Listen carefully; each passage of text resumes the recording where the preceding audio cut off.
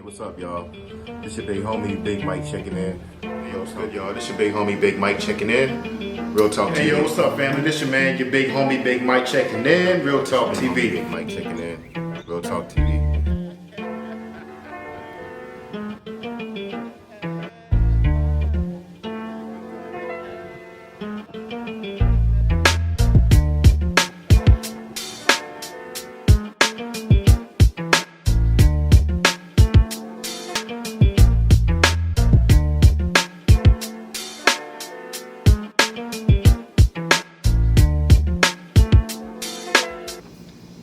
Hey, what's up, you guys? This your big homie, Big Mike checking in. Real Talk TV, man. How you guys doing? Hope you guys are doing well. Thanks for tuning into the video. I appreciate it. And this your first time checking out my content, hope you feel inclined to hit that subscribe button right there at the bottom right corner. Don't forget to hit that bell icon, hit that like button, and hit me up in the comments. Let me know what you guys think. And to my new subs and loyal subs, thank you guys for your support, man. I appreciate it. All right, so in this video, I'm going to talk to you guys about bullying and how to deal with a bully. Now, if you're younger, you're probably more susceptible to having to deal with a bully. Most of us have dealt with that coming up through like school, neighborhoods, whatnot. It kind of fades away as you get older, but believe it or not, you got some people who never grow up and believe they just have to operate that way for whatever reason. I don't know, they got some demons but they got to work out within themselves. But most likely you're going to deal with that when you're younger. I've dealt with that when I was young. You know, up until I was 7 years old, I got bullied in my old neighborhood. My old neighborhood was rough, man. Like, you could not be a square where I come from, right? And I was a square when I was young. I mean, you don't know anything about violence and nothing like that or fighting when you're young. And so, of course, you know, being that I was a straight A student in elementary school, you know, I was a target. I was a quiet kid. That made me a target. You know, those of you guys that follow my channel for a while, y'all know the story already. But there's some of y'all who may not have, I'm sure, who haven't heard it. So when I was young, I used to sit in front of the bus, and you guys know when you ride in the school bus, usually the loud and rowdy, incorrigible kids sit in the back of the bus, right? And me being that sat in front of the bus all the time, I had this kid named Arnold who used to pick on me every single day. He would come up there and sat behind me and was like, hey, sit in the back of the bus. I'm like, nah, I don't want to sit in the back of the bus. He would slap me in the back of the head, run to the back. And I would go home pissed off, frustrated every single day, man. This kid used to really did he really did a number on me, right? So came to a Friday, I'll never forget this. The first time I ever stood up to a bully. Arnold came, did the same thing. But this time he added a little extra sauce to it. He took a carton of jungle juice and dumped it all over me. At that moment, I knew then I had to stand up. I turned around and I hit Arnold as hard as God allowed me to do it. I slapped the bejesus out of Arnold. The kid started to cry. Then I realized, wow, he ain't so tough after all. And I beat the hell out of him. And that was the best feeling I think I had throughout my years in school, is standing up to a bully, because I knew from that moment on, that was never going to happen again. I knew then I had the courage to fight back. Win, lose, or draw, I'm never getting bullied. Never. Not happening. You know, and I share that with you guys because there's some of you guys who may be going through that right now. You know, even if it's not physical bullying, you got psychological bullying. You got that at work even now.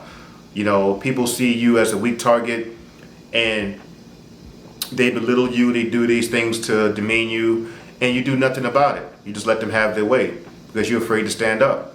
You're afraid of the consequences. Don't be afraid of the consequences. Because let me tell you something, man. That's going to eat away at you in the long run. You're going to be looking back and saying, how come I never stood up to this person? How come I let this person treat me this way? And there's nothing, like I said, there's nothing like the freedom that you gain and realizing that you got the courage to stand up to a bully. You can find the courage to stand up to a bully. Now, I know there's some parents, right? You guys, a lot of parents up there who tell their kids that if someone's bullying them, to go tell a teacher. That may be workable in some cases, but most of us know the more you allow a bully to pick on you, they're not going to stop. These bullies, like I shared with you guys, right? Arnold didn't pour the juice on me at first. He poured the juice on me when he see that he can get away with hitting me in the back of the head every single day. Then it graduated to him pouring the juice on me. That's when I stood up.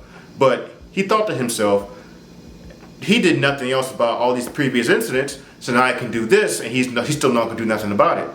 To his surprise, I did. But you guys get my point. If you continue letting these things happen to you, it's going to gradually build into something further and further to the point where, look, you're going to have to do it. As much as some of you may not condone fighting, I don't condone fighting, I'm not a violent person, but I do believe in self-defense. I'm a big-time advocate of self-defense. And I'm not telling anybody how to raise their kids, but I'll ask you a question. Do you want your kid being a target? Do you want your kid growing up with that regret that they never had the courage to fight back? Do you want your kid growing up that way? Because it trickles into adult life. People are able to weed out these weak targets. It's like a lion. When a lion goes out hunting, a lion don't go for the strong buffalo. He go for the sick buffalo, the infant, something that he knows is going to be an easy meal for him. That's what they seek out. They don't seek out that big burly freaking buffalo that they know is going to give him a hard fight. They want an easy meal. And to a bully, your child will be the easy meal if you don't tell that kid to fight back. Now, again, I don't condone violence. Do not teach your kids to be violent. But I do believe in instilling in them self-defense. Because what they take now, they'll eventually take later on down the road. Is that what you want for your kids? I know I didn't. I know I don't. So in saying that, as much as I hate to resort to violence, sometimes violence is necessary. At times. There's a time for everything. There's a time for peace, a time for war. There's a time to be silent, there's a time to speak out. And there's a time to stand up to a bully. Because if you don't, it's not going to stop. And it's going to gradually build into more and more abuse. So, don't take that. You don't have to. And once you are able to stand up for yourself, and a bully sees you got the courage to fight back, they'll leave you alone. Trust me. Because now they know, okay, this person will fight me back. I better leave him alone. Simple and plain. But that's all I got on this topic, you guys, man. Feel free to hit me up in the comments if you got any questions, comments, concerns on what I said. If you disagree, let me know as well. That's fine too. I'm always open to people disagreeing with me. I know that not everybody will agree on everything I say, and I'm fine with that. So hit me up in the comments if that's the case. Don't forget to hit that like button if you support the video. Subscribe if you haven't subscribed already, all right? Till next time, y'all be blessed. I love y'all. Take care. Big homie, Big Mike, checking out. Peace.